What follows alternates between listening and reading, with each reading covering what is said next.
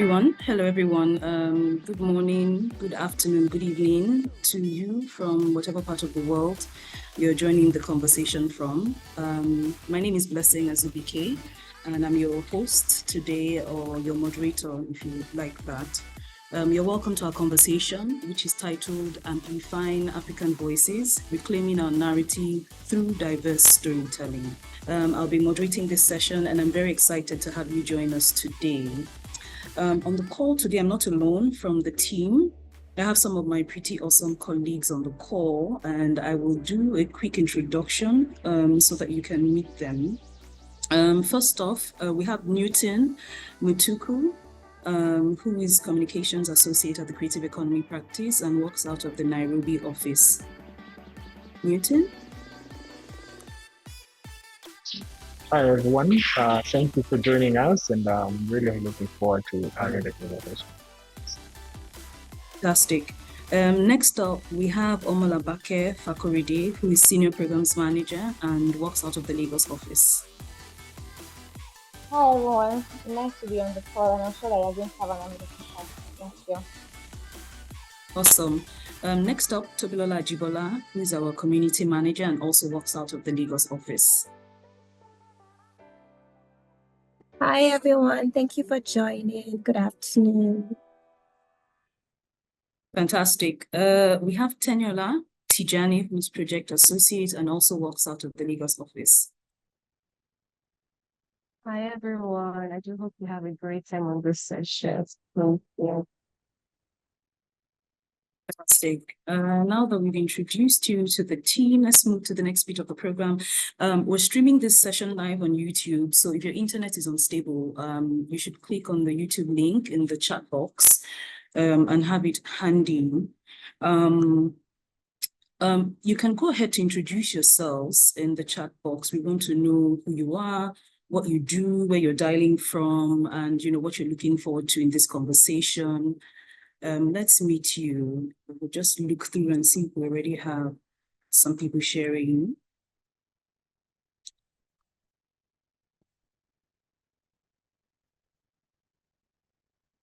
Okay. We have a couple of people.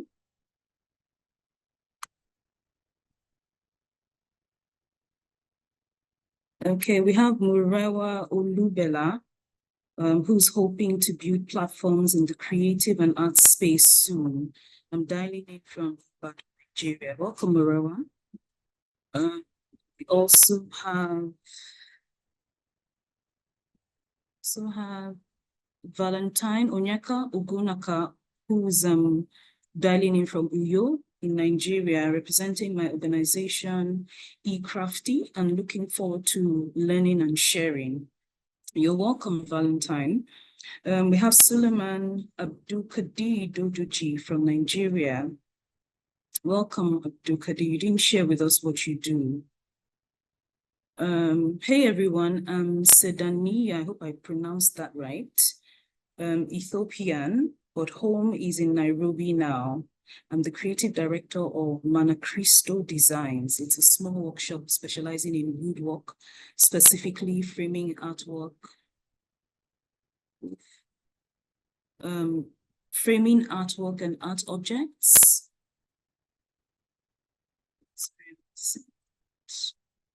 Specifically framing artwork and art objects from all over Africa. My hope is to integrate my work with storytelling for bigger impact. Fantastic. Keep them coming. We have, who else do we have?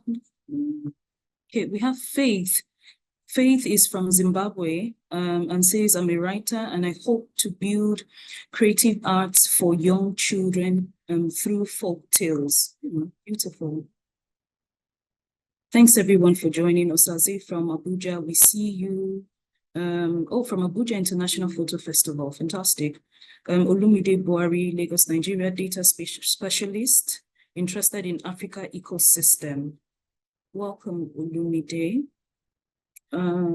Samba Yunga, founder of Kuatanga Media, a comm specialization company and co-founder of the Women's History Museum in Lusaka, Zambia. Greetings to everyone, looking forward to the chat. Fantastic. We have so many people dropping messages and introducing themselves in the chat. Nancy Obote from Kenya, co-founder of Eagle Craft and Voice It Africa. Idris Bako, student of communication from Bauchi State, Nigeria. Looking forward to learning and sharing positive ideas. We're looking forward to sharing as well. Okay, so keep it coming. Right. It's great to hear from you all. Please keep your comments coming. If you haven't shared your name, location, what you do, and what you look forward to in today's conversation, the chat box is still open. So please keep it coming. We would like more people. I'm sure more people keep joining as the conversation goes on, but let's just proceed. Do a quick tour of this webinar just to show you things that you might not be familiar with. We have the chat box, which by now you're familiar with. Please use it to engage with everyone here. While the conversation is ongoing, you might have some comments, but if you have questions specifically, please make sure to type it out in the Q&A using the Q&A button. That's where we want the questions, because during the Q&A session, we'll be reading out the questions and addressing them. But you can use the chat box to introduce yourself, to just leave comments while the conversation is ongoing. All right, so welcome again to our conversation today, which is Amplifying African Voices, Reclaiming Our Narrative Through Diverse Storytelling. I think for a brief introduction about this conversation, Africa is a continent rich in vibrant cultures, rich histories and diverse perspectives. However, we know that its stories are often misrepresented or underrepresented in global media. So this conversation aims to address this gap by exploring and emphasizing the critical need for authentic representation of Africa in global storytelling. And with me on the call today, we have 4 panelists, 4 experts, amazing people who are doing amazing work in their respective fields. I'm going to be introducing them shortly. First off, we have Yasmine Fofana, who is a culinary content creator, founder of AfroFoodie, the first food blog of Côte d'Ivoire. She's also founder of Abidjan Restaurant Week, and she's co-founder of Abidjan Cocktail Week. For the past 11 years, her mission has been to shift the African narrative through its cuisines and elevate culinary tourism on the continent. Through her unique content that celebrates culinary cultures around the world, Yasmine aims to change the global conversation around African cuisines. Some of her collaborations include international institutions such as the UN Tourism, Air France, Africa No Filter, GTCO Food and Drink Festival in Nigeria, to name a few. In fact, I believe Yasmine is currently in France for one of these sorts of things. But I'll leave Yasmine to say hello quickly, and yeah. Hi, everyone. Thank you so much for the kind introduction. And yes, I'm in France with Coca-Cola at the moment. Awesome. Welcome, Yasmine. Thank you for joining us. I'm really looking forward to this conversation. Next up, we have Richard Mudariki, who is a visual artist and also founder of ArtHarare. Richard stands as a distinguished visual artist with a career spanning over 2 decades, navigating between the dynamic cultural scenes of Cape Town and Harare. His artistic journey has carried him to prestigious art hubs across the globe, including Johannesburg, New York, London, Paris, and Berlin, where his work has garnered recognition and acclaim. He spearheads ArtHarare, as I'd said, a groundbreaking initiative launched in 2020, and which serves as a vibrant hub for emerging mid-career and established visual artists alongside curators, artist collectives, and not-for-profit organizations. Richard, you're welcome to the conversation. Thank you, Blessing, and hello, everyone. I am delighted to be here today. Thank you. Fantastic. Next up, we have Tigist Amare, who is a radio personality, a content creator, storyteller, and co-founder at Awaze Media. Tigist, a mechanical engineering graduate from Addis Ababa University, embarked on her career as a radio personality on 105.3 Afro FM in 2016. Her journey led her to co-found Awaze Media PLC, a pioneering content creation company. Awaze Media is a woman-owned media company, a rarity in Ethiopia. Tigist and her team believe in the power of storytelling with a purpose. Their experience in radio taught them the importance of social responsibility. And through Awaze Media, they highlight the stories of Ethiopian creatives, educators, innovators, and entrepreneurs. Their special focus on women reflects their commitment to inclusion and empowerment. Hi, Tigist. Thank you for joining us today on this conversation. Thank you so much for having me. It's wonderful to see you all here. Fantastic. Finally, we have Kem. Last but not the least, Kem is an entertainment expert and she's CEO of Kemystery Management. Kem has 21 years of experience in international communications, brand development, and entertainment management. Working with mission-driven creative leaders, Kem, through her agency Kemystery, is dedicated to changing systems, building opportunities, and creating impact locally and globally. Kem is also co-founder of The Making of Black Britain, a recently launched digital oral history archive, documenting the past 75 years of British history, available on Google Arts and Culture. She's originally from Leeds, England, where she started out studying acting at the, sorry about that. Originally from Leeds, England, Kem started out studying acting at the New York Film Academy and transitioning from talent to talent manager. Today, Kem changes the way businesses approach brands and talent, challenging where sales end and truth begins. Kem, you're welcome to the conversation. Thank you so much, Blessing. Good to be here. Can you hear me okay? Fantastic. So welcome everyone. We'll just dive right into the conversation. I think the goal for this conversation basically is to talk about the work, the amazing work that you're all doing in your respective fields, projecting Africa positively. Yasmine is doing that through food, Richard is doing that through visual art, Tigist is doing that through media, and then Kem is doing that through entertainment and also media as well. I know that Kem is very passionate about storytelling and all. So we'll just start. Africa is a land brimming with diverse cultures, histories, and stories, yet it's sort of like mind-boggling how the narrative is often underrepresented and misrepresented, as we had said earlier. So why do you think that it's important to challenge these dominant narratives and amplify authentic African voices? I think we should start from there. If you can share with me, let's start with you, Yasmine. You know, why do you think it's important for us to challenge these dominant narratives and, you know, begin to amplify authentic African voices more and more? Thank you for the question. Well, I believe if we don't do it, nobody will do it for us. That's really the first thing I always say. I'm like, we have to be our own ambassadors, right? Nobody would do that for us. So for me as an Ivorian, it's owning my story, knowing where I'm from, and not knowing only, like, let's say, from one ethnic tribe or my own people, knowing what the whole Ivorian culture, like it's 60 ethnic plus group, like background groups, right?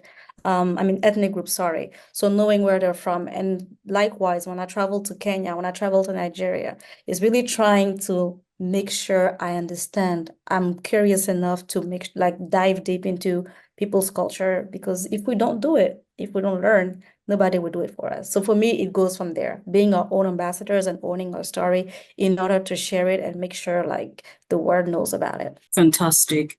Tigist, do you want to go next? Share with us why you think it's important to begin to challenge these dominant narratives about Africa. Absolutely. I think it's so important because watching your own story be misrepresented and not doing anything to step up, participate, and say, wait, I don't really think you're telling my story correctly is so important, because we can tell it from a place of, I relate to the story, I understand where you're coming from, I've lived in the same place, in the same circumstances. So allowing someone who has very little understanding of your culture or your history to tell your story, even if it is well-intentioned, sometimes it can take a very bad turn. So it's incredibly important that people who have a deeper understanding be the people to tell the story itself. Fantastic. Richard, do you want to go next and share what your thoughts are? Yeah, for me, I'll actually start with the work that I did in 2018, which was titled Africa is Not a Country. If you go, I think, on my social medias, you see it. And we showcased it in Paris and France. And it was that narrative that in most other places, they think Africa, it's a country. It's one place, but it's actually 54 nations with such a diverse cultural backgrounds and people from different places and cultures. So I think it is important for myself and other visual artists that tell visual stories about our continent. Fantastic. Kem, do you want to share? Sure. It's so interesting because when we talk about challenging the dominating, you were talking about some of the people who are dominating, and I'm like, you have to still know how you identify before you can come in and argue any of those points. So for me, being years of life, I'm not under the illusion that I'm not Black British. I had to find where I sit within the culture whilst understanding it and telling people how things are done within the global market, within media and entertainment. So I think it is important to tell our stories, but Black British people identify differently, African Americans identify differently. We are actually in Africa, represent the African continent, right? It's not just one place. So I find with a lot of my business, I'm having to re-educate about the narrative within Africa, and how many people we have and how big the market is. A lot of people just don't know. So I find, it's such a fluid, it's such a big question how it's done in the West. Voices, because there's two voices. There's the voices for within where people are staying. So like for me, Lagos, Nigeria, that's very different to the voices in South Africa. I just lost a whole deal to a major studio because they said that Nigeria didn't have the capacity. And I'm like, that's not true. And I spoke to my network and I realized that you can only fight based on what you know. So it's just also making sure that we're in communication with each other as African voices. And we also have contacts within the West. So they're not telling us what to do, but we can find a fluid model that works for both markets. Thanks. We lost you in bits and pieces, or bits and spots during your comment, but yes, we caught most of it. All right, thanks everyone. I believe each one represents like a unique storytelling platform. How would you say that your specific field contributes to the richness and complexity of African narratives? Tigist, Awaze Media was founded out of a need for more inclusive representation in media. What are some of the challenges that you faced in creating a platform for marginalized voices, and how have you overcome them? It'll be nice if you are able to share a success story from the platform. Sure. I think the best way to answer this would be with a story. The first year that we created Awaze Media, one of the very first opportunities at a grant that we received was from a foreign embassy. And the story that we wanted to highlight was about women and young girls, especially young girls in school having to leave school because of lack of sanitary products. And so we partnered with a foreign embassy to not only tell a story, but also have a donation at the end. And we had to pick a school. So the school we picked ended up being this incredible story of a man who started out as an orphan, teaching children under a tree, and then opening a school that over the past 50 years has helped over 100,000 low-income children graduate secondary school. And while we are telling the story, a challenge that we came across was we invited people from the embassy to attend the donation. And we specifically stated before we began that taking photographs of the children was not allowed. That is something that we explicitly discussed, because this wasn't a story of, oh, look, we're giving people things. That was not our intention with the story. But very quickly we understood that when we took donations from, foreign embassies, foreign grants, that some people would try to influence our story and steer it in a direction that we were not okay with or happy with. So that was one of the very first instances that we realized, even though we are a brand new company, we have to put our foot down somewhere and say, I'm sorry, but you cannot tell my story for me. So we did have to cut ties with that grant, that specific grant, and say, I'm sorry, but we will not let you derail this story or take it in a direction of, you know, a savior coming to help us. This is a story of celebration, of highlighting people that are working with the community. This was our way of showing that we are here, we are part of the community, we want to learn, we want to help. And so there are multiple challenges, especially if you have to collaborate, but you have to be so specific about your intentions and be prepared to take financial hits or other hits in order to make sure that your story is told the right way. Sorry about that. I didn't realize. Yes, I was asking if Richard would go next. I know that ArtHarare champions contemporary Zimbabwean art. Why do you think that this work that you do is important, and how does visual art serve as a platform to share stories, experiences, and perspectives that might, you know, otherwise go unheard? Well, thank you. Maybe I should also start telling with the story of how we started. I think we, as you mentioned previously, we started in 2020, which was a year that we all remember, where it was a difficult time. It was a bad time for many people, and artists in particular. And I think for us as creatives, we saw it also then in times of crisis lies some level of opportunity. And with the rising increase in the use of the internet during that time, because most of the artists most people were indoors at home during lockdowns. And most of my colleagues and younger artists who had exhibitions and residencies and other activities in the arts scene couldn't do anything because they couldn't travel, or they could not be seen in public. And we thought of an opportunity to create another platform and use the internet and technology to establish ArtHarare. And I think that for us is, in any case, another story to say creatives can now work with technology to start projects that could reach international and tell interesting stories about our continent and the artists, in particular for our projects, the young artists that wouldn't have had the opportunity to showcase their works to international audience, and many other people even in Zimbabwe itself that didn't know that they are living amongst very talented artists that are creating amazing stories about the country. Looking back at what has been said, the narrative that always came from Zimbabwe was mostly negative, mostly of a negative political situation. But I think in those circumstances where stories of triumph, stories of, I would say mostly in the visual sector, those situations that made us having a difficult time created some of the most powerful works, because artists were responding to these difficult times. And that was never highlighted in most of the stories that are being told about the country. And I think it is upon us as Africans. I think one of my colleague panelists mentioned that it is our responsibility for us to let those known to everybody. Fantastic. Thanks, Richard. And Kem, let's come to you. I know that you're extremely passionate about bridging the gap between Nigerian-based storytellers or African storytellers and Hollywood.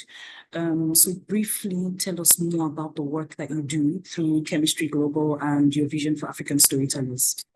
So Kemystery Global, the very unique part of it is the part that caused me to up and move to Lagos, Nigeria. So I'm the first Western management agency boots on ground for screenplay writers, directors, and producers out of Lagos, Nigeria.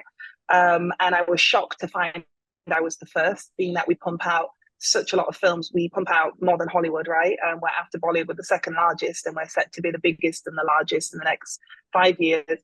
So to think that I was the first to do this, I was like, this doesn't sound right.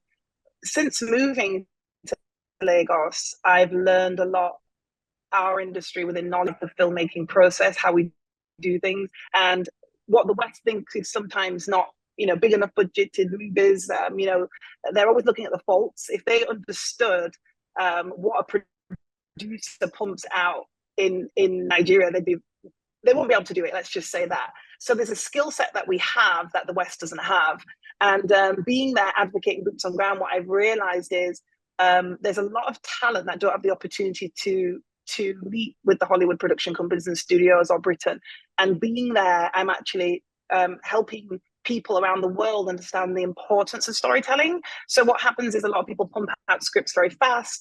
They don't get the detail or the development that they need in development stage of production with scripts. People very rarely shout out the screenplay writers in Nigeria. So just coming in to really show that it's the foundation of every film and of any series is a decent script is a really exciting process for me. I love representing talent. I love advocating in the room, getting people the jobs, but more importantly, making sure that what purpose to do on earth gets done creatively. I think screenplay writing is the way that we're going to do it and level up our film economy and the creative economy within Nigeria once we get the script stronger. So here's another example. I've been advocating to get one of my executive writers I represent in Nigeria on a script at the moment for a major studio. And yes, we have agencies. The top Hollywood agencies will come when the talent's ready, but they're not going to come at the mid-level of your career. So it's really hard to kind of make it out unless you're already at the top of your game within Nigeria. So I was like, we'll do this movie. I'll produce it with you if you allow one of my writers to come in and co-write. Now, they had 2 Nigerian American writers, which is great. But I'm like, I already have American clients in LA. I'm in Nigeria and in Africa to help the people here that don't have the opportunity yet is difficult. So I just think it's really cool that I get the opportunity to advocate for voices that are doing well in our market, but have not yet been in the West, that not really any fault of our own. So a lot of my work is based on the writing first, because without that, there's no film.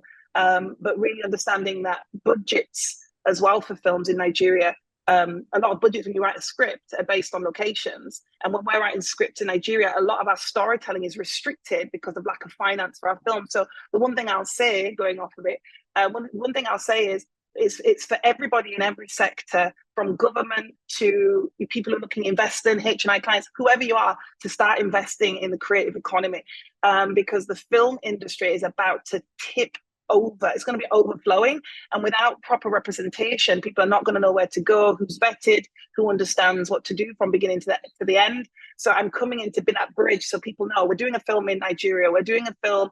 Talk to Kemystery Management. She's going to make sure the contracts are right. She's going to make sure the talent are treated appropriately. So I'm just excited. It's nearly 2 years now, foundational building, but I'm really excited about revving it up as well come the end of this year. Great, fantastic. Thanks for sharing, Kem. Yasmine, I know that through AfroFoodie, you've been showcasing the vast culinary landscape of Africa. So how would you say that food can be a powerful medium for storytelling and cultural exchange? Because I know it's unusual. When you hear media, it's easy to think about storytelling. When you hear entertainment, it's easy to think about storytelling, but for food, so explain to us how food can be a powerful medium for storytelling and cultural exchange. And then you can share an example of how you've seen firsthand your culinary projects contribute to shifting perceptions about African cuisine and the continent itself.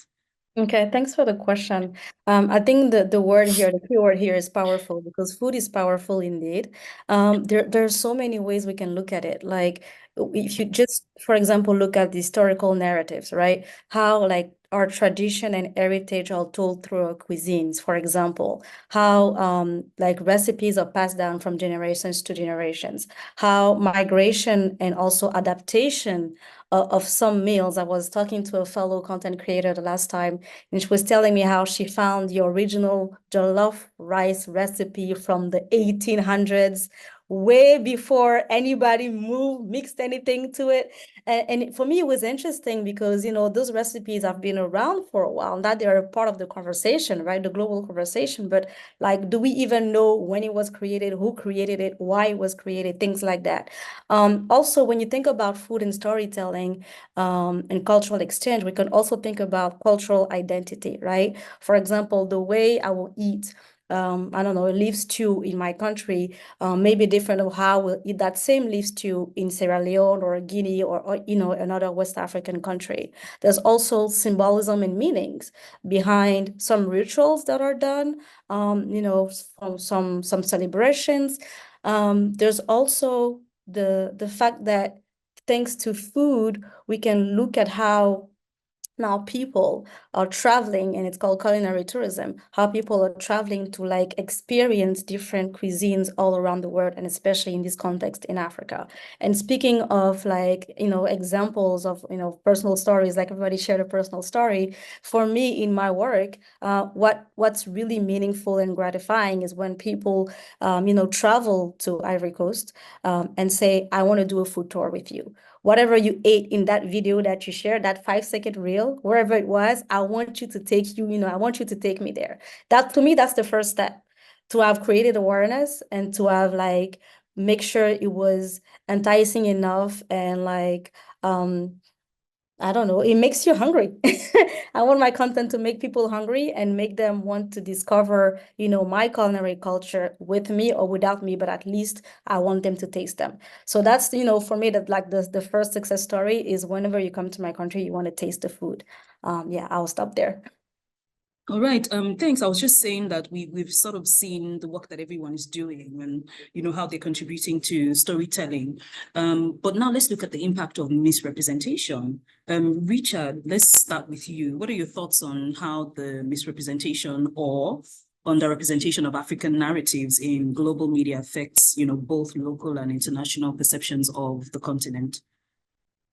Yeah, for me, I think presentation for especially seems to be for us that we are just the cultural producers and we can't be in a position to manage our cultural products, that we have to get some experts from somewhere else to come and put things in perspective, so to speak. So I think that's what we have found from my experience, that even with local people, the fact that you would have a younger person who looks like them and standing and saying, I am here to represent other artists and stand and be a face for the contemporary art scene in Zimbabwe. There's a few challenges that many people would put forward, and challenges obviously for people like myself who face just to navigate that. And that is obviously amplified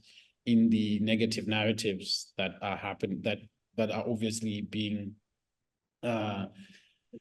pushed forward over these past years. And I think it's starting to change. And I think, as I mentioned, with technology and the way that information and activities are now being amplified through social media, through the internet, and with our project ArtHarare having started digitally and now moving forward to physical spaces, and having worked with, I think, over 80 to 100 artists over the periods that we started, I think we have had a real shift in the thinking of many people that it is actually possible to create our own spaces.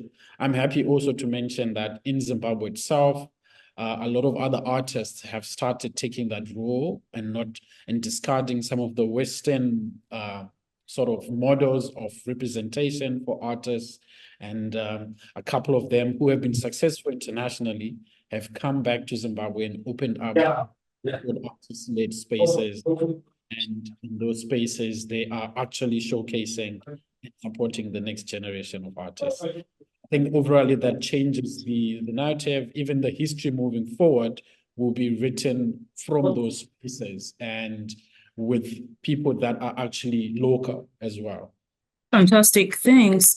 Yasmine, let's hear your thoughts on this. What you think the impact of representation is, and how it sort of affects local and international perceptions of the continent. Yeah, I mean, the impact, it's huge. I mean, even though there's been a movement of, speaking positively about African cuisine now, getting on the global stage, you still have like stereotyping and what we call simplification of people often reducing the African food narrative to just like, overlooking the diversity, overlooking that it's 54 nations each and every one of them has their own ethnic groups, and every ethnic group has its own way of making its cuisine. Just thinking of that about that is mind-blowing, to say the least, right? Also, another impact of misrepresentation, sorry, I'll get there, can be cultural appropriation. We've seen now some chefs, I'm not going to say the names, but trying to say, okay, I'm gonna cook, again, my example of jollof rice is always the best. Jollof rice that way. I know, I remember there were like a bad buzz. I forgot the chef. It was like a British-based chef that was trying to do jollof rice, and people were crazy, like, stop there, leave us our food, I'm a big believer in the power of fusion, but sometimes, when things like happen in that way, it just completely like takes out the authenticity of the meal, right, from the own people. You can also think about, and I'll end there, about like economic disparities, as far as if we are not adequately represented, African businesses or, African entrepreneurs will not get the same chance as other entrepreneurs, African food entrepreneurs, for example, to export their products or get like investments and things like that. So there are so many ways those misrepresentation like impact us. But again, there are also like positive sides to it. And I'm sure we'll talk about that later. Fantastic. Thanks, Yasmine. Let's go to Kem. Can you share your thoughts quickly on what you think the impact of misrepresentation is? Well, being that I'm a manager, Blessing, I'm all about representation. So for me, I think one of the biggest issues within media and entertainment is this battle between whose stories we're telling. So the West want to tell a version of our story, and we want to tell our completely undiluted stories. And I think you've got to decide as a creative what's more important to you. Like, there's certain things I don't do horror, right? There's enough darkness in the world. I'm light. I think we're being misrepresented because sometimes people would rather take check and be misrepresented in order to grow their profile or their business or their work or their film within my industry. So we're always in a position where we might have to compromise. I think just knowing as a creative what you're willing to do and what you're not willing to do, and even as a business owner, very early write it down so that when you get in a meeting, you're not going to get confused of, do I want to do this? If you see me doing a horror, all of you can hold me accountable for this. I don't do horrors. So I think for me, it's making sure everybody I represent knows who they are, what voice and what story they're trying to tell. And as the West wants to come into the continent and do more stories that have just a little bit of this, they don't want too much African, right? They only want a little bit. I'm like, we have our own stories, but let's get them in. Let's get them understanding some of our culture and then introduce more of these stories, and they'll get excited. It's just, you got jealous. My palate changed as I got older, and then I realized I just don't like cheap olives. So it's the same thing. Let's get the people who are curious to work with us where we're at, and then let's have an agenda and to tell the stories that we really want to tell. If that's a go for you, then at least stay true to your narrative and do it in excellence, so they can take us seriously, and we can allow our culture to be expressed for what it really is, not how it's. Fantastic, thanks. Finally, Tigist, please share your thoughts on what you think the impact of misrepresentation is. The only thing I wanted to add was that this misrepresentation of stereotypes doesn't only affect how we come off to the rest of the world, but it also affects how we see ourselves. For example, for Ethiopians, many hundred years ago, when Ethiopians won the Battle of Adwa, as opposed to admitting that Africans won against the colonialist, a narrative was created through newspapers that Ethiopians weren't actually African, they were Black Caucasians. There's many newspaper clippings that you can find all over the internet, and that didn't just affect the rest of the world.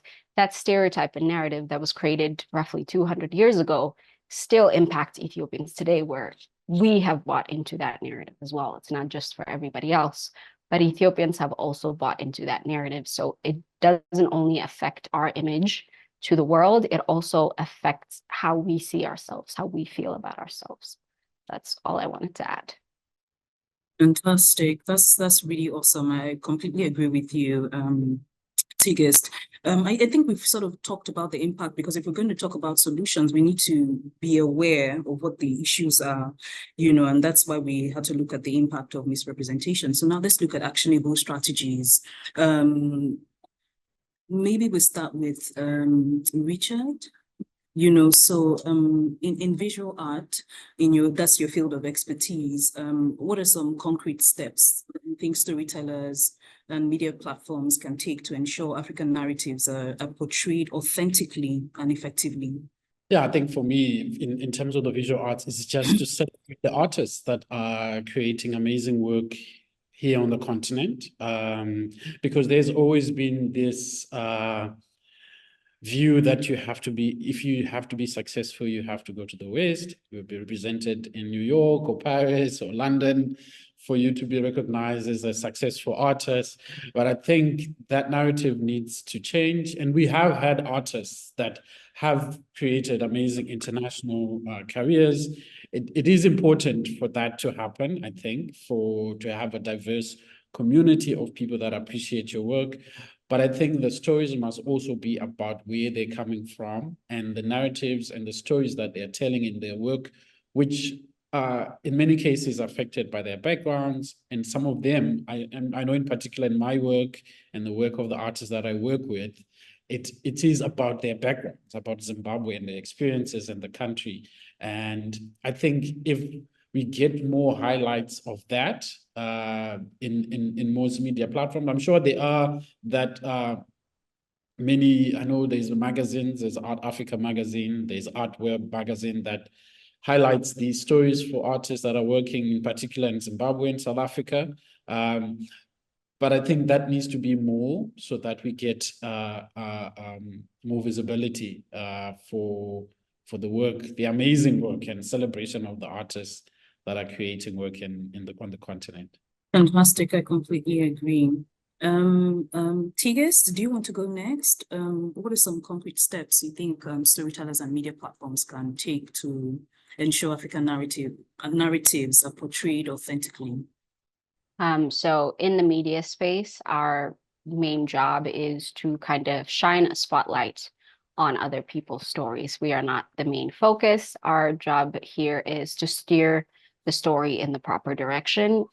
As people, when people get media exposure, it's very natural and very common for people to tell you what ails them. So their first reaction to having media exposure is, to the best of their abilities, to talk about the things that they need fixed, the problems that they're facing, the issues that they're going through, which are all valid. But as somebody trying to tell someone else's story, but they don't have that much media literacy, it's so important to pay attention to our line of questioning, which is something that we had to learn earlier on.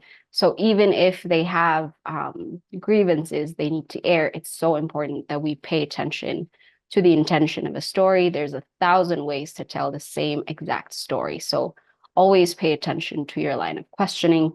Make sure that you steer people in the direction where they can tell their story with as much dignity and compassion as possible. And the second one is, we are in the digital age, something that Richard has been talking about. It's very easy to fall into clickbait culture, which is basically just tell outrageous stories in hopes that you will blow up and go viral somewhere. But it is a detriment to our stories as well. It is very easy to sell us out and sell us our own image out in order to come up in the world as quickly as possible. So I would really like people in media to pay attention to their intentions with a story. Amazing. Amazing, thanks. Yasmine. Yeah, Yasmine. sorry, go ahead. Yeah, I definitely agree with what my fellow Okopanis just said, because for me it's about the same thing as a culinary content creator, is really making sure that those stories are heard and amplify African voices. For me, it's amplify chefs' voices, chefs' work, food entrepreneur, especially women food entrepreneur. Let me emphasize on that. I'm very big on promoting my women. Making sure that the whole whenever someone gets to a restaurant, for example, or gets a meal in front of them, they understand the whole value chain behind that. It's not just, a pretty plate that's good for Instagram. It's where, that leaves came from. When you're having a nice dessert with chocolate, because we're the #1 producer in the world, hey, Ivory Coast, from the farmer that picked up that cocoa bean, to how it ended up into your plate, and you're savoring that chocolate. Like, how did it get there? Who are those people behind it? So for me, it's really that, as simple as it is, as the title of our conversation is really amplifying those voices, through, of course, social media. That's my office is there, making sure it's heard, and that's pretty much what I've been doing for the past 12 years. Fantastic. Fantastic. I know that we've been talking a lot, or it's been coming up in the comments and responses, the power of new technology and social media. But let me ask Kem, specifically, beyond traditional media channels, what role do you think that new technologies and online platforms play in amplifying African voices? Because I know it's sort of come up while Richard was speaking and while Tigist was speaking as well. But, I'd like to hear your thoughts on what you think, what role you think that new technologies and online platforms play in amplifying African voices. If you can also share how technology has influenced your work in storytelling, very briefly, because I can see we have a lot of top points to cover. Yeah, I think, can you hear me? Yes. Yeah. So with the platforms, I think now with YouTube and social media, like everybody's got a platform now. One of the things that we're not paying attention to is our brand. And you'll go from being very professional to being too intimate too soon, or I think just knowing how to use the platform. I think sometimes we're doing more damage than good. One thing I've observed, being a Lagosian now, is that we present very well online, but we have to make sure that once we get the opportunity, that we also have the infrastructure and the experience to do the job. I feel like sometimes we're not honest with where we are, and for me, work with someone that is not quite there, that's the word, than to come in and pretend you can do something and you can't do. And I think because there's such limited opportunities some continent within film, that we all just say, yes, we can do it, yes, we can do it. And I think just learning more and having more training or mentorship from people in the industry on how to manage a brand, or what should be said and what should not be said. I think because people see influencers, a big influencer community in the continent, they're going to the shops, but they've got a whole team and a strategy around that. So I think also using the platforms appropriately and knowing what it's there for. Are you an influencer, or are you a screenplay writer? Are you a chef, or are you a female stay-at-home blogger? But tap into your brand and know what you're doing. I go to a lot of panels, and I don't like talking about myself as much as I like giving the information to people. So for me, it's like everybody listening right now, they're going, okay, how's what Kem's saying going to better what I'm doing? Think about your brand. What's it called? What's your tone of voice? Is it being consistent? If you're having a depressed day, call a friend or a pastor. Don't get on social media and blast it and then damage our voices on the continent. Like there's so much opportunity. Now we can go on the global stage creatively with technology, but we don't have the same opportunities. One of the things I'm advocating for as a manager is to hold the studios responsible for giving us more money for a screenplay or for a script, or for for producing. We can create something in a streaming platform in America and get dollars more than someone who's creating what we're paying people and how we're paying them and how they're taken care of, and we're not considering that. Plus, a lot of people, they're fighting countries. We need more people who are leaders and senior executives industry who are willing and build. I went on a tangent. Okay. Thanks for sharing a bit. But yeah, thanks for sharing. Yasmine, do you want to share what role you think that new technologies and online platforms play in amplifying African voices? And then I know that you're very active on social media, and it's you use it to sort of, it's work for you, it's not fun, so how has technology influenced your work in storytelling and narrative building? If you can share that with us, that'll be really awesome. Yasmine? Okay, wait, you there are two questions, so which one? Because you lost me for a bit. Okay, so I think the two questions but actually playing the same role. Okay. So the first one was, what role would you say that new technologies and online platforms play in amplifying African voices? Then I went ahead to say that I know that you're very active on social media, and for you it's work, right? So just share with us how technology has influenced your work in storytelling and narrative building. Okay, all right. Well, thank you so much. Okay, so starting from me, and then I'll follow to the, like, for me, the social media and what I do online, like, gave me access or allowed many more people to see what Ivorian food culture, culinary culture is about, right? So social media really gives you that wider reach of, you know, what somebody can be doing in a village outside of Abidjan to somebody in Nebraska, for example, who has no clue what your country is or where it's located, but they can actually see and learn. To me, that social media is really that, like it's like a global village now, where everybody is able to have access, to have just plain, you know, access to that. So global reach is important.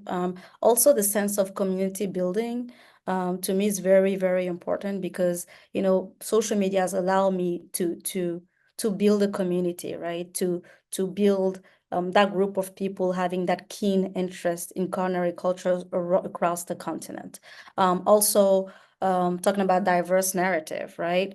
You know, again, I talked about the richness of our diversity and the 54 nations. So for me, that's also important to amplify that. And yeah, I think I'm gonna stop there. All right, thanks. Tigist, I'm wondering if there are any particular tools or platforms that you found especially effective when it comes to new technologies and online platforms? Well, I am a radio personality. We are probably some of the hardest people to convince to show our faces, especially on social media. We like our little box. We like just our voices to be out in the world, but nothing else. So we were very resistant to using social media as a tool for a very long time. But one of the first platforms we tapped into was TikTok, because we kept seeing so many incredible stories on that platform. And so we dabbled, we very lightly dipped our toes, but TikTok ended up being a space where not only can you see the whole world in the palm of your hands, you get to experience it in a short video format. It's good for your attention span. Our attention spans are terrible at this point. So I think TikTok it doesn't do the story justice fully, I'm sure, but it creates curiosity, which is kind of what I like about it. 15 seconds of a story can create enough curiosity for somebody to go and maybe look into it. So that's definitely a platform that we have been keeping our eye on. Awesome. Thanks for sharing. I'll just move us quickly to challenges, because the work that you're doing sort of makes you like an ambassador, each of you, you know. So there must be challenges when you're representing Africa as a continent through the work that you do. So let's start with Kem quickly. Just briefly tell us what one big challenge that you faced in trying to promote African stories on a global scale. One of the challenges I faced in trying to do that? In trying to promote African stories on a global scale. Did you get that? Yeah, one of the challenges, yes. Yes, one of the challenges I've experienced in promoting African voices on a global scale. Yes. I think one of the main challenges is lack of understanding. The whole of Nigeria, at least, I can't speak for Africa, needs a rebrand. What I understood before I got to Nigeria and what I understand from being in Nigeria are two different things. We have fine dining, we have beautiful hubs, we have, you know, private members clubs. We are fabulous. And when you actually look online, there's very limited resources and information that you can actually find.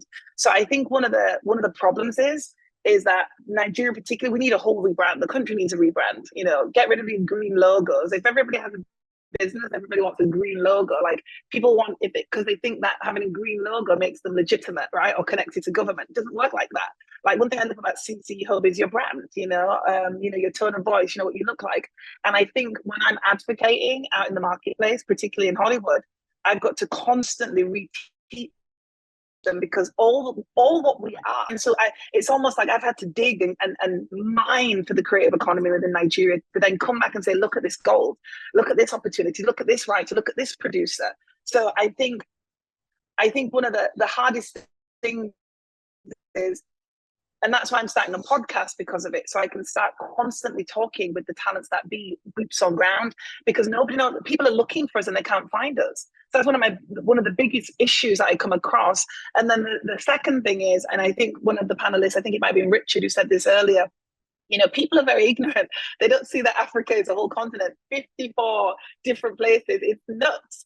So when you think about all the culture and diversity in that, is for us, if we're based in like the culture there and the diversity around us as we can. And people say stop educating the West. No, if somebody's curious, give them the information. Let's not be prideful here. Let's educate and then communicate, and then hopefully bring more money and opportunities, more co-productions, more investment to our country, because we've got money in Nigeria. We're very wealthy in Nigeria.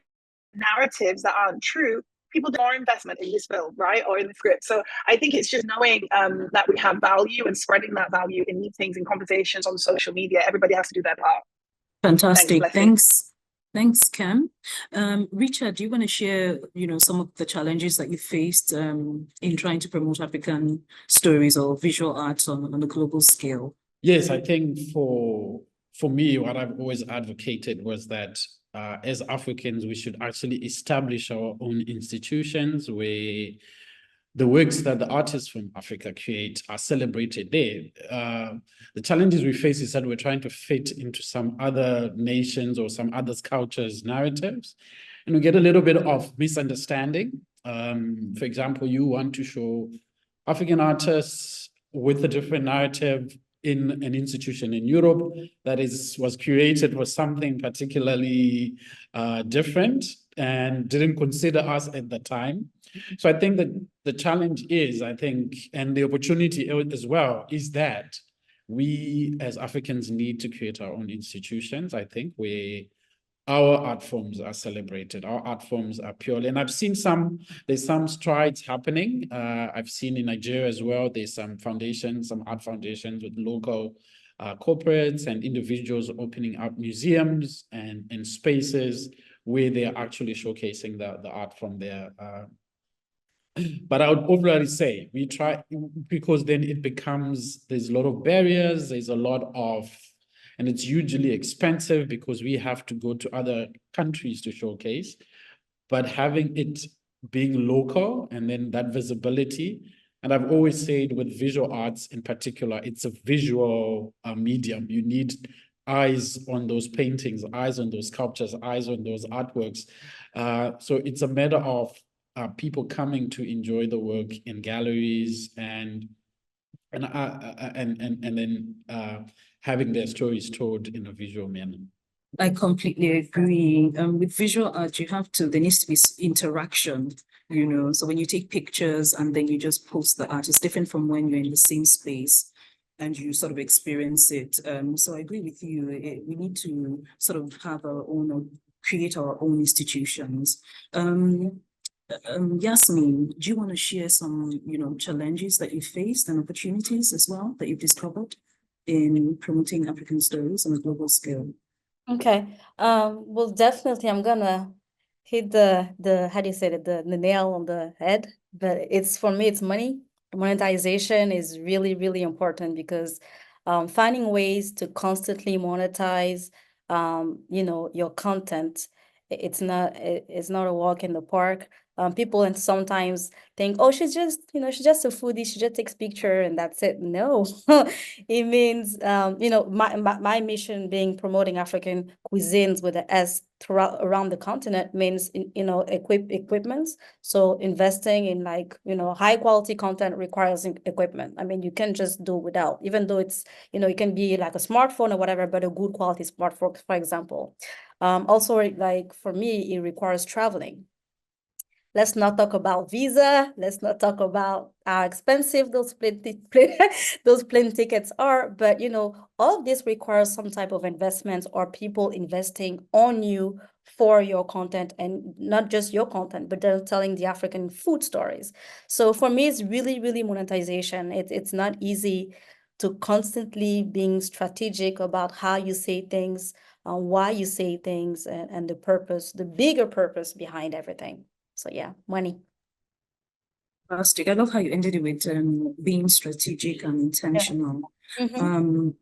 Fantastic. Thanks. Tigist, do you want to share challenges and opportunities that you've discovered in the work through the work that you do with storytelling? Absolutely. One of our recent collaborations was with Africa No Filter. And Ethiopians were very prideful. We tell a lot of stories about our history and culture. Every TV show that you can think of, every radio show that you can think of is doing those things, but they are all doing it in local languages in a way that it makes it difficult for it to cross our borders. It stays here. We tell each other how great we are. We do not tell anybody else. It's our little secret. And so one of the main challenges for us was to find a way to get past that language barrier.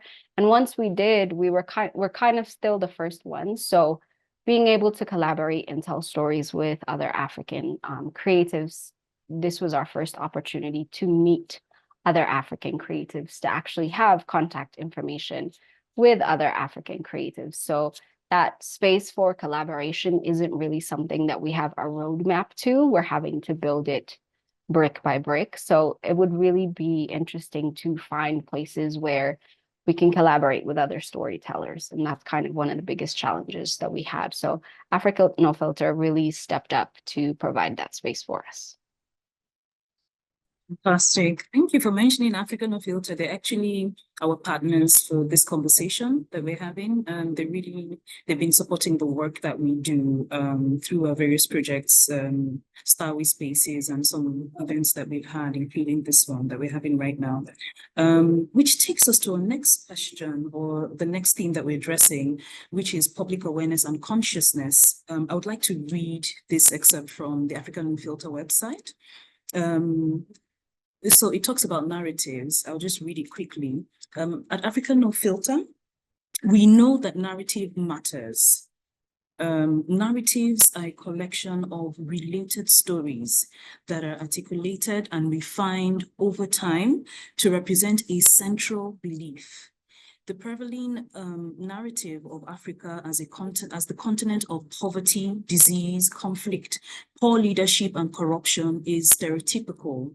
It has turned a dynamic, innovative, and evolving continent with 54 countries into a single story of a broken and dependent continent, a people who lack agency. So that brings me to our next conversation. Yasmine, let's start with you. We often see that public figures and media practitioners are the ones who are shaping narratives. However, a more positive and multifaceted story of Africa requires a collective effort, like I've just shared. Do you believe that the general public, Africans in general, are aware of the importance of this role, which we all have collectively in positively shaping the narrative about Africa? So that's the first question. Do you believe that Africans are generally aware that, it's a collective role? And what steps do you think we can take to increase this awareness and encourage more people to actively participate in this effort? Yeah, I definitely think that more and more Africans are aware, no matter if you're influencer, celebrity, researcher, doctor, just selling suya on the streets. I really believe so, because you can see the perception, like how we see ourselves has changed. Like how people see us also has changed, and we're proud of that. For example, like just a quick side note, when people were coming to Cote d'Ivoire for the AFCON earlier this year, like Ivorians were really proud of hosting them. And that's just, from the taxi driver to the guy at the airport, like everybody was just really proud, And to me, it's just as simple as it is. It's like I said at the beginning, owning our story, making sure that we are just proud of who we are and what we have, how little can it be, or how big can it be, right? And then what was the other part of the question? Sorry, I forgot again. Yeah, what steps do you think we can take? I mean, this might not work for you because you said you believe there's already that consciousness and awareness. But assuming that, we need to do more work in that regard, what steps would you say should be taken to increase this awareness and encourage more people to actively participate in this storytelling effort?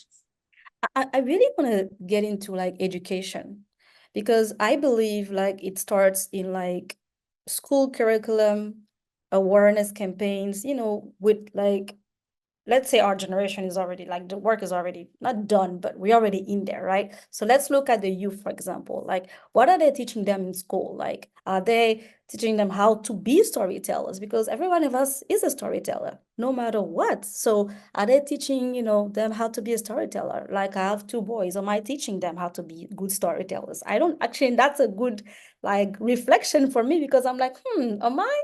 Am I teaching them how to be proud Ivorians, like what they have beautiful, their landscape, their food, whatever? So for me, I would say that, like, focus on the school curricula. What can we add, like, twist some things here and there, and then public campaigns as well, like local public campaigns to, like create more awareness about like, hey, this is who we are, this is what we have.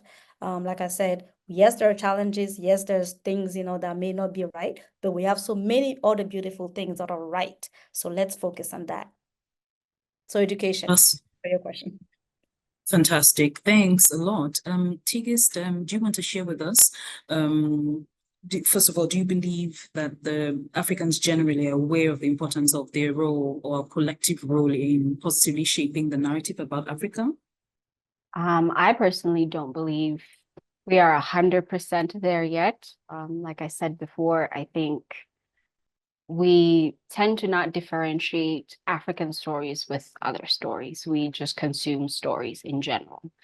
And for most people, their intention with consuming any type of story is to just be entertained. It's rarely to get education. It's rarely to learn. So I think as a broader continent, we do have to do a lot of work to understand the difference in the first place.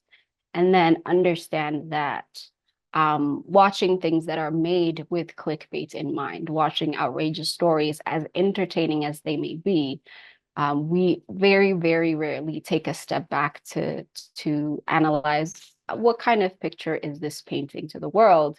Haha, it's funny is great and all, but we very rarely realize the language that we use, the mannerisms, the stereotypes that we reinforce with the stories. We take them as funny and entertaining, and it takes a lot of effort to teach people to analyze a story and say, yes, you laughed, but do you realize how this comes off in general? So we need to do a lot of work on making us realize that not every story needs to be haha funny. Not every story needs to have a punchline. Some stories are just educational. Some stories should have substance. Thanks for sharing. Richard, do you want to share your thoughts with us regarding this? Do you believe that Africans in general are aware of the importance of our collective role in positively shaping the narrative about Africa? For my part, I would say not. I agree with the other speaker that it's not 100% there. And the reason being, some 200 years ago, some men sat in Berlin and divided our continent into pockets and pieces for their own sort of economic benefit. And today, the 20th of June, those lines, if you go the map 200 years later, those lines are still the same. And people are still identifying themselves as South African, Zimbabwean, Nigerian. And those divisions were not made by us. So I think the first thing is to get rid of that sort of division, and for us to see ourselves as 600 million people on a continent with one of the largest population of young people who are creatives, with a largest diverse in cultures, in resources. And I think if we start that way, and even show that we are actually not a poor continent, that we actually have richness both in resources and human capital and creative capital. I think that story being put forward first, and then that will help the other stories of the individuals, the artists that I work with, would help them in then amplifying those, because the base stories have been set and have been solidified as a continent that is hugely rich, whether it's art, whether it's minerals, whether it's people. And I think that, hasn't got down even to the top of our political leadership. It has, I've started seeing some ideas of an African passport, or ideas of countries saying we don't need any visas for one artist to move, or not even artists, for businesses to move from Botswana to Zimbabwe, South Africa. There's no need for these barriers or passports. So even for the visual artists, I've always said it's difficult for myself to go to Nigeria to exhibit in Lagos, or to take Zimbabwean artists, because of just how difficult to get visas and flights and passports and everything. And then that's how Nigerians don't know about amazing art that is happening in Zimbabwe. And that's how Zimbabweans don't know about amazing films and music that comes out of, or food that comes out of Cote d'Ivoire. It's because of these borders that were created, not by us, but by some men 200 years ago. Fantastic. Thanks for sharing. Kem, let's have your thoughts. Hi, Kem, can you hear me? I'm gonna go visit Richard. Yeah, I just said, can you hear me? Yes, we can hear you now.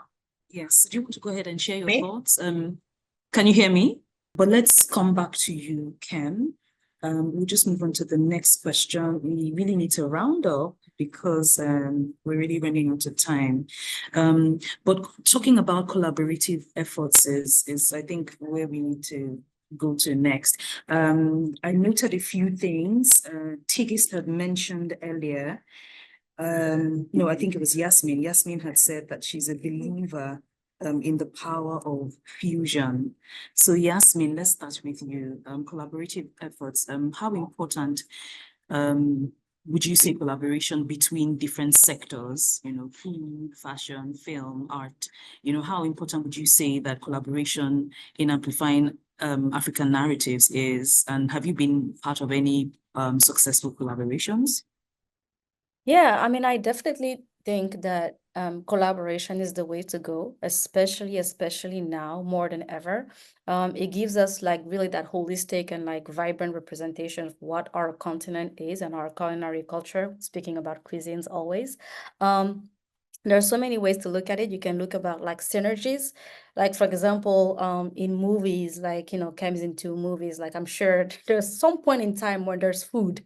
There's a family somewhere, a family gathering, there's a celebration, and just having like incorporating cuisines or, thinking about fashion, thinking about like media. There's so many ways to make sure that those elements go hand in hand, right? For me, collaboration also have like a positive impact, or can have a positive impact about economic empowerment, because it's not just like a single effort, right? It's like everybody is like coming together and making sure like there are opportunities on a larger scale for everyone.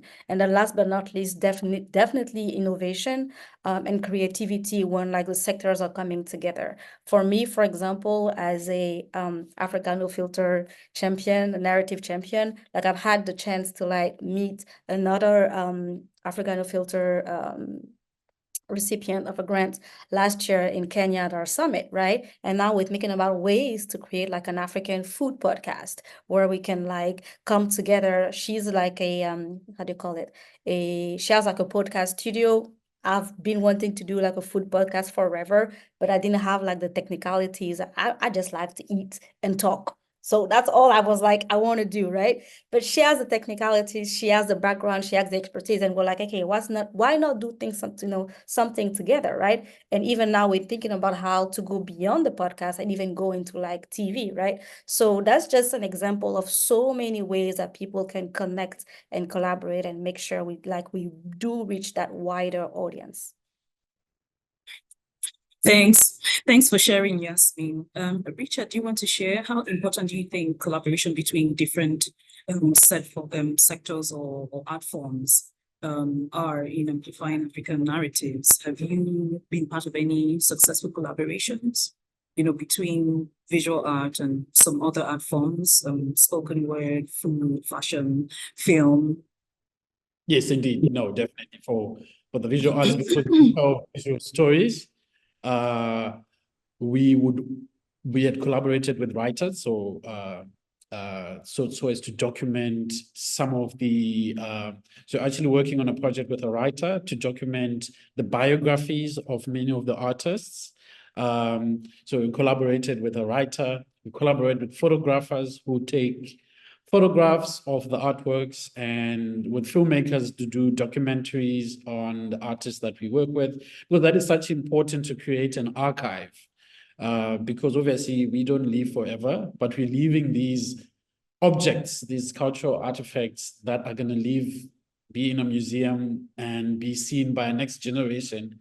And they want to get that context of the people that created these artworks. So collaborations with others who are from different backgrounds, in particular writing, so creating books with biographies of artists and their backgrounds, documentaries of artists and their work and where they were being shown, and even for them speaking about their inspirations and their ideas is something that is crucial, and that we are actually trying to encourage to have those collaborations to happen more often. Fantastic. Thanks for sharing. Tigist, let's come to you. Do you want to talk about collaborations and successful collaborations that you've had? Absolutely. So on our radio show, we do these things called the creative series. And basically the idea is to play matchmaker. So if we chose creativity and visual arts, we would find a photographer, a sculptor, a painter. We have a big studio for radio, so we would put them all into one room and see what ways they could work with each other. So that is our sort of dabble into creating collaborations, which we've been very thankful that we were able to see several of our creativity series participants actually collaborate and make something out of that show as well. Another collaboration that we took part in was we had a guest. For anybody who's in South Africa, probably knows Missy Agumede, who is a person who trains storytellers, creatives on TV and on radio, how to tell their stories, but not just tell it, do it to an international standard. So we received multiple trainings to try to elevate our way of storytelling as well. So collaborations are a big part of what gives us opportunities to learn from people that came before us, to learn from people who have put in more time, effort, experience. And it creates this sort of mentor-mentee relationships that I believe is one of the most instrumental ways that you can grow as a storyteller. Fantastic. Thanks for sharing. For Kem, I know Kem has been reiterating since the beginning of this conversation about collaborations. Yes, I can hear you. You're breaking a bit, but we can hear you. I was saying that for you, you sort of reiterated, from the beginning of the conversation, the collaborations that you've had, collaborations that you're involved in. So I want us to move away from collaborations and then I wanted us to talk about sort of like advice for aspiring storytellers, but I will leave that because I see that it's in the Q&A box. So I'll leave that for when we get there. Let's just take the last question so that we can go into the Q&A session, which talks about vision for the future. So maybe Kem, you can start. What is your vision? Very briefly, we've really run out of time. So very briefly, what is your vision for the future of African storytelling? How do you see the narrative evolving over the next decade? Kem? It's a shame. I had so much to say about the other comments that Richard made, but I'll shy away from it. So I'd probably say my vision and my hope is to see people starting to understand the culture in such a way that they're trying to write our stories completely. I mean, you see specks of it in the industry, Woman King, and even you know, the Chadwick Boseman by Black Panther. Even that, the research that was done into doing that was quite extensive. But I just feel like the appetite for African stories and our African narratives is going to rise. I think it's already there, but the missing piece is the agents and the managers. There's not enough people advocating around in Africa. I mean, you can't even get to Nigeria. It's ridiculous. So I just know that my hope is that people will allow us to move fluidly throughout the continent and globally for those with the outstanding talent that the world needs to see these global stories. And then I'm just going to say one more comment, because that's all I have to say about who are posting are in such a distress and in a place of suffering. They don't realize that their narrative and their voice is important. So they're not posting with the consciousness that they're shaping a narrative for the place in which they live. So I also think it's about creating community for those people in person, like what we do at CC Hub, and other things that I'd like to do in Africa. Just making sure people have community that they can talk things out before they go public with them. So yeah, that was it. Fantastic. Thank you, Kem. Richard, do you want to share with us what your vision is for the future? Where do you see the future of African storytelling? For me, I think the future of African storytelling will be brighter if we all travel the continent. If Zimbabweans go to Nigeria, go to Abidjan, go to South Africa, go to Ethiopia, and host each other, learn from each other, I think. Our cultures, exchange ideas, tell each other stories, I think. I think there, where we will all interact and just get away from our little borders or boxes that we have, I think that will be more fascinating stories. I mean, going to my sister and showing her how we cook food in Zimbabwe and how they do it in their home country, and sort of finding new recipes maybe from there. And even with film or with writing, in particular visual arts, is much even important that the stories and our backgrounds are somehow similar but different because you are in different locations and you haven't really interacted with each other. I know it's difficult at the moment. I did mention about the borders, and traveling the continent is very difficult. I've always said it's easier to go to Paris than to go to Lagos or to Ethiopia because the flights are so expensive and you have to go to a visa and all that, which I think is a barrier. And that's why our storytelling has had all these stereotypes and these negatives. I think if we start traveling and visiting each other and learning more about us as a people, the stories that will come out of there will be amazing. Fantastic. Thank you for sharing. Yasmine, do you want to share with us? Yeah, I mean, I want to say I'm quite like excited and optimistic about the future of like African storytelling. Just looking at how like technology has evolved. And when I say technology, I'm thinking now about like virtual reality, augmented reality, AI and things like that. Like I can't wait to see more of us creatives getting into those spaces and really like creating immersive storytelling experiences, because I think that will be just amazing. Just having like, you know, just really stepping into that space. I really think that would be like a great future for our stories. Great, thanks for sharing. Tigist? Just a few things to add for me personally. In the future, what I would like to see is, for one, a hub where we have access to African stories, African content creators, but all in a more convenient place where we don't have to go searching for each individual one. We can just stumble into African stories and find creators we like.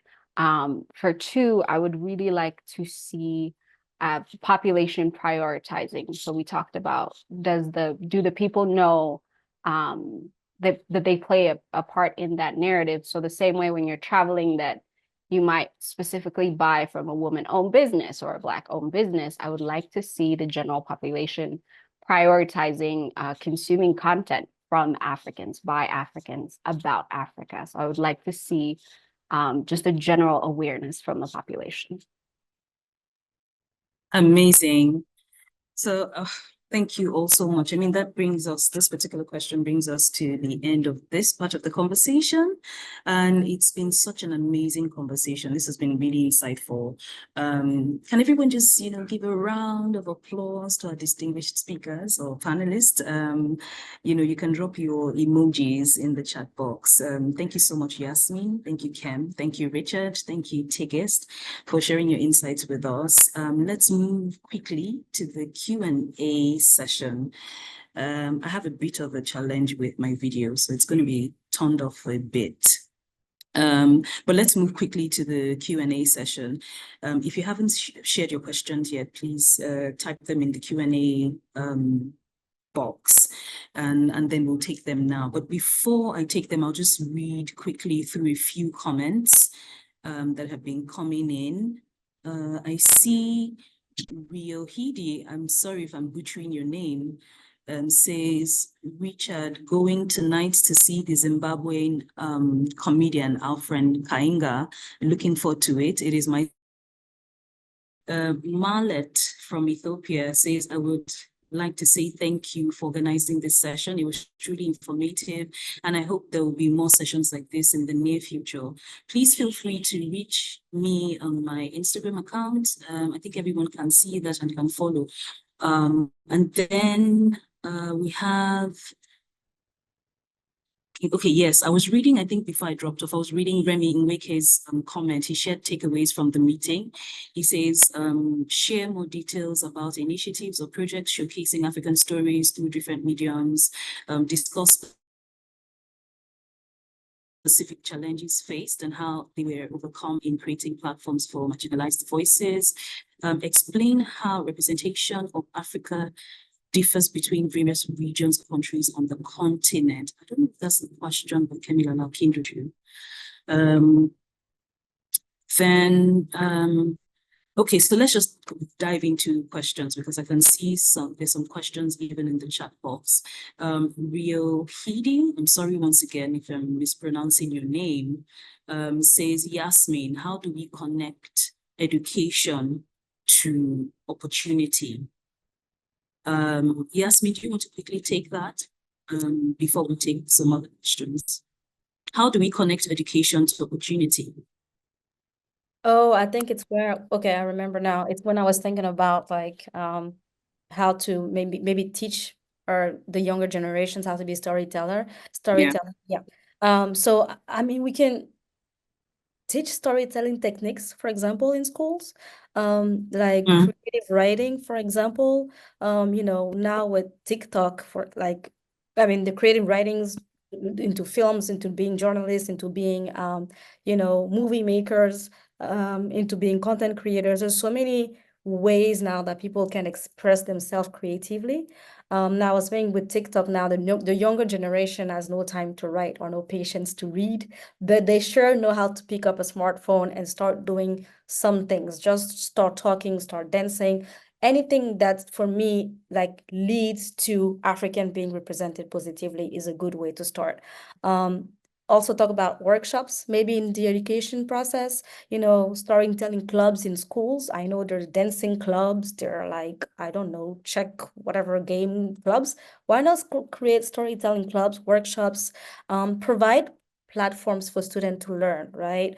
I think is what was talking about, like a platform where you can find content creators, you can find creative stories, right? So allow that maybe for the younger generation to access, however the form may be, and like partner with maybe universities as well. Do some collaboration, some cross collaboration, like across schools, but like also like high schools, university, so that like if a set curriculum is developed, let's say in a particular high school, then we can take that and carry on to the university programs, for example. I mean, I can go on and on about like some ideas. And of course, I'm not even talking about like the digital tools that are available now to everyone, create scholarship, create grants, give people access to money so they can travel, they can learn, they can take workshops. I mean, I can go on and on. I'll stop there. I hope that answers the question. Yes, I think so. But to the person who typed the question, I hope.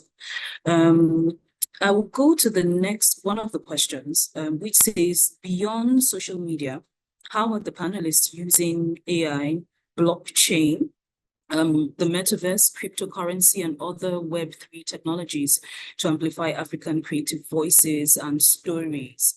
Richard, do you want to go first? Yes, I could go first because yeah, we started using also technology. That's how ArtHarare was born. For me, what I feel that the visual arts is more of a human to human connection, where a painting is an insight of an individual's expressions.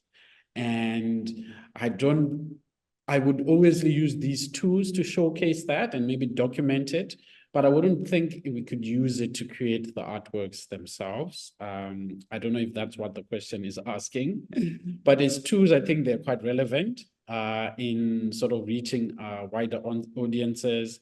But I think as a tool to create, because there has always been this argument about AI creating art, which it does obviously have different viewpoints and debates on it.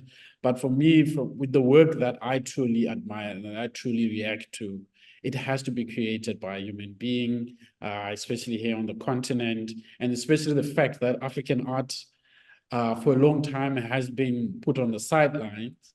And now then there's this mechanism to create other works, whilst our history and other art forms haven't really been celebrated.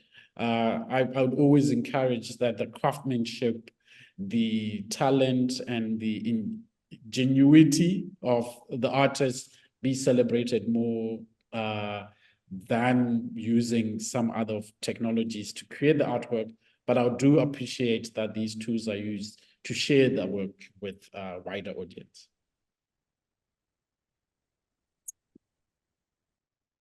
Fantastic. Tigist, please go ahead. I just wanted to add, when it comes to AI, things like ChatGPT, one of the things I learned was that we think of it as something that is incredibly intelligent, but we sometimes forget that all of that intelligence is sourced from places like the internet. And so a person that we were interviewing in programming AI and programming things like ChatGPT told us the things that they struggle with, which, for example, if you asked AI to generate a nurse, it would automatically show you a woman. If you asked it to generate a doctor, it would automatically show you a man. And so our biases and the things that we put on the internet have a very large impact on the answers that you get from things like AI, from things like ChatGPT. So I like to sit for hours and ask questions of ChatGPT on African history, and you would be surprised on how many occasions it comes out with incredibly biased answers. And so we do have to take an active role in the programming and the intelligence step of these machines to make sure that the biases that were created, the stereotypes that were created, do not sort of transfer into that platform. And now we have another intelligence that we have to fight off and correct constantly. Thanks for sharing. Kem, I don't know if you want to contribute to this. Yeah, just based on what Tigist was saying, I just want to agree with her. As you know, Blessings, I'm a co-founder of the Making of Black Britain in the United Kingdom, and you know, it's hosted on Google Arts and Culture. And the whole point of it is to capture stories, right? And people always say that their stories are not very important. that I've got nothing to share. And you ask them these questions, like, what was your first memory? And we're actually capturing data that really tells you what does it mean to be Black and British. We're going beyond race, really. And every colour, creed, class and generation are asked the same question. And it's interesting we're talking about AI because we're actually working at the moment on some educational tools. We just trialed our first pilot of CPD training, and we're also looking at how we integrate AI in the classroom and in learning within the making of Black Britain. So I'm actually experiencing some of these biases and some of these issues in a already quite a biased nation as England is, you know, being able to make sure that AI is not also be biased on this. So I think it's very interesting and very important that we're talking about AI. The last thing I'll say is it's very, very important to make sure that we're not dependent on those resources, but that we stay creative, because the human mind can't be recreated. Creativity is still creativity. Me using AI and as you know, somebody who's less creative using AI, we don't get the same output. So I think just to encourage people to stay creative and stay connected. It's okay as a tool, but don't make it your full foundation. Can you hear me? We can hear you now. Okay, sorry about that.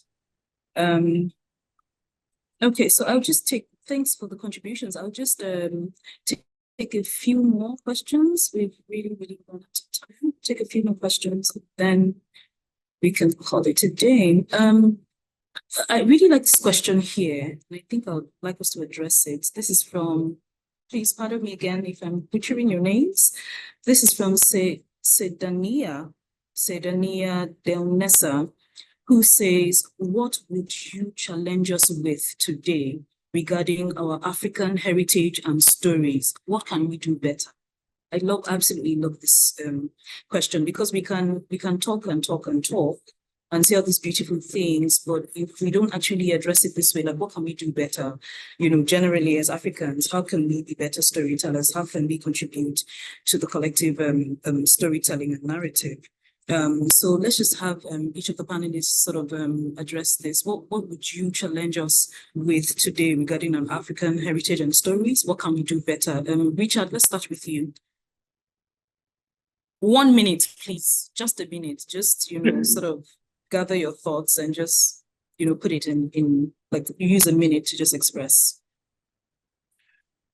For me, I think I would say telling each other positive stories, I think, because there's so much negativity coming out of the continent, I would say. That's a challenge, I would say. Yeah, telling each other great stories about our histories, our place, and our creativity. Thank you.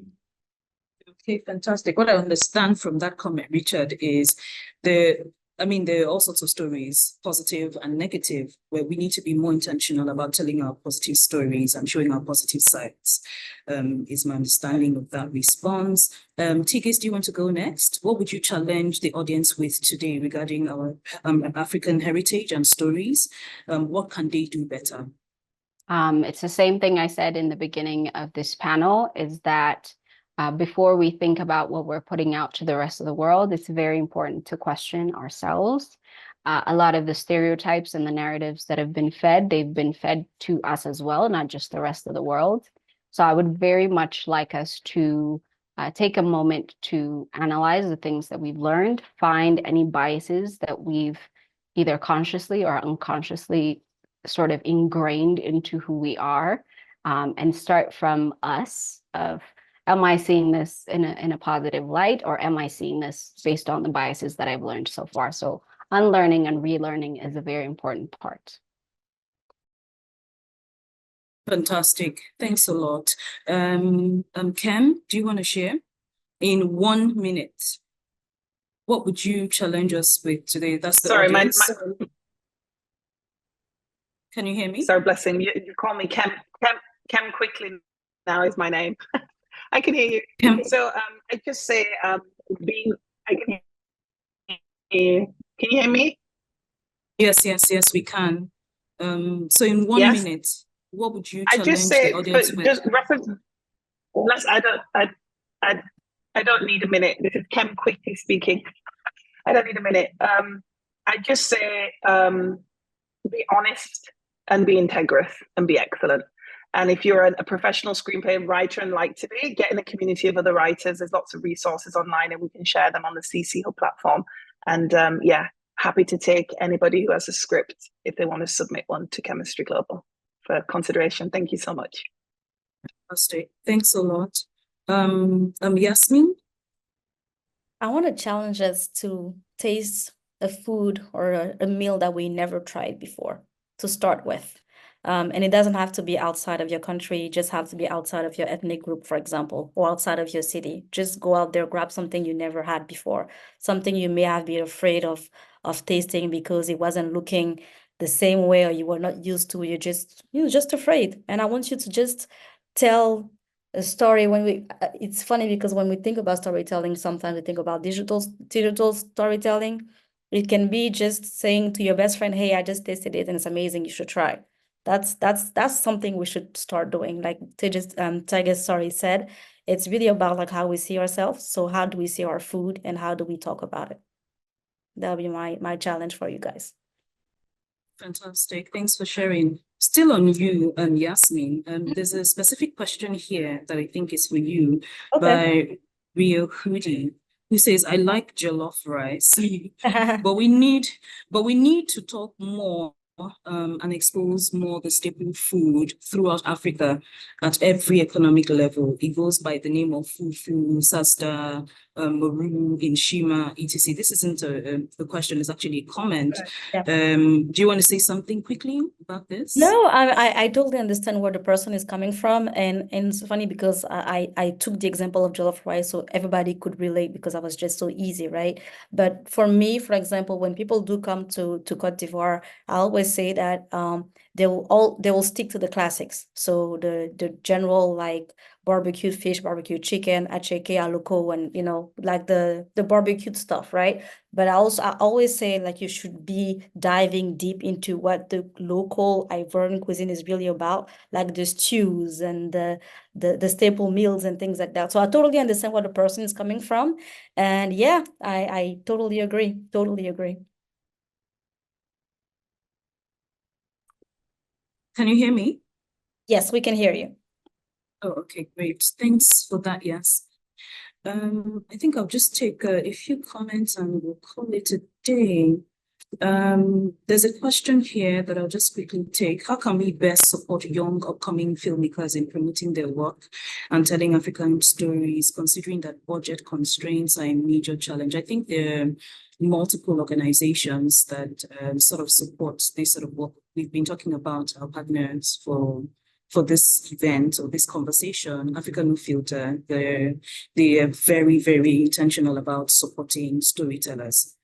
So they usually would give grants and those sorts of things. And we have a lot of organizations that support with grants and funding for filmmakers. Kem, do you want to maybe address this quickly? Very quickly, I think the biggest issues, thank you for your question, is unrestricted funds. So a lot of the money that comes out, there's a lot of red tape. Even someone with my expertise, I'm like, what? You want me to show you how many millions of generation to get this fund?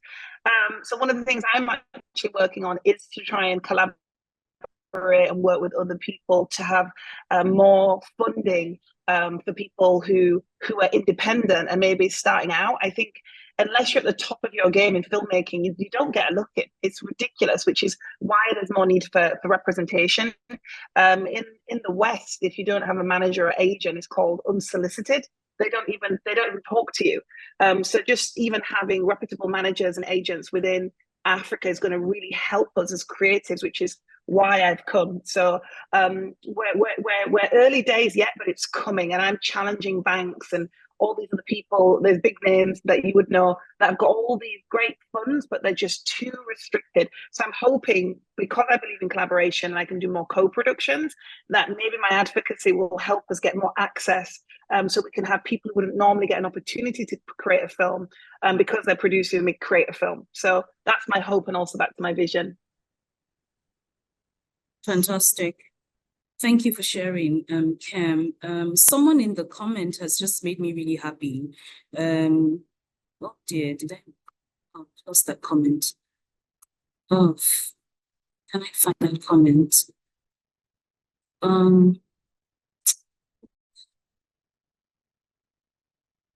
Okay, while I'm looking for that, I'll just share these other comments. But I know someone had said something like I pronounced their name well, and so I was officially accepted into their tribe or something like that. So that made me really happy. I was just going to read that comment, but I've lost it. We have someone here say Kagimu, I hope I'm pronouncing that right, says, how can we share project ideas more often? I think community building or keeping community sort of came up during the conversation. It's a good way to connect, make connections, and also share your project ideas more often and then just see where it goes. So I think if you follow, someone had asked in the comments earlier on, that they had said that they would like to follow the panelists, and so would want their follow the panelists as well. That's one of the ways that you can build community and then hear of opportunities and platforms where you can share project ideas and probably even get funding and support. Newton, if you can help sort of share the handles of all the speakers in the chat box, that would be really helpful. Maybe Newton or Tubulola, that would be really helpful. Also share our handle. Someone says, may we please unite as Africans and tell our stories? I'm sure that will be interesting. I agree. Sedania says, part of storytelling is record keeping. One of the reasons our stories aren't always consistent or widely disseminated is because much of it used to be verbally passed down through generations. What challenges do you see through your work of African stories? Can't take questions right now. But let's just see. What challenges do you see through your work of African stories in terms of access to written work from the last few hundred years that we can now find more easily accessible? And what can be done to ensure our 54 nation stories are written and preserved before we lose a whole generation of people that rely heavily on verbal storytelling instead of the written one? I'm not sure. Okay, Richard. Richard, go ahead, please. So I just saw a question, I think, from Liz Seda about they were asking some examples of African institutions or organizations that are discarding the Western model of representation in Africa. So speaking, obviously, I'm directing that question is for the visual arts. And I speak mostly about my experiences in Zimbabwe. In Zimbabwe, we have an artist. His name is Kai Salanje, and he has used his own house as a gallery. So he hosts exhibition at his own house where he clears the whole furniture, puts paintings on the wall, and invites everybody in the neighborhood and obviously some of his contacts to actually come to his house, which is usually galleries are located in the cities, museums are in the cities, but he is saying, in my local location, I will host an exhibition and showcase my work. That is also other artists I've mentioned previously who have started artist-led spaces that are both studio spaces and have a component also of a way of them showcasing their works and hosting workshops and exhibitions. So I'm thinking I'm actually proposing that those are the different ways that many on the continent are discarding the Western model of representing art. Fantastic. Thank you so much, Richard. Do we have any other panelists who wants to make one comment and then we can close? Okay. Okay, so I think we have some more comments, but I'll just leave that. We'd have to wrap up now. Once again, I just want to say thank you to everyone, to all of you who in attendance, to all the panelists. Yasmine, thank you. Richard, thank you. And Tigist, thank you. And Kem, thank you. I've had such an amazing time on this conversation, and I can see from the comments as well that everyone is having a great time. So with that, we'll say enjoy the rest of your week, and we look forward to more conversations on more events like this. Thank you, guys. Thank you. Bye-bye. Thank you. Bye-bye. Thank you so much. I'm coming to Zimbabwe. Bye. See you. Bye.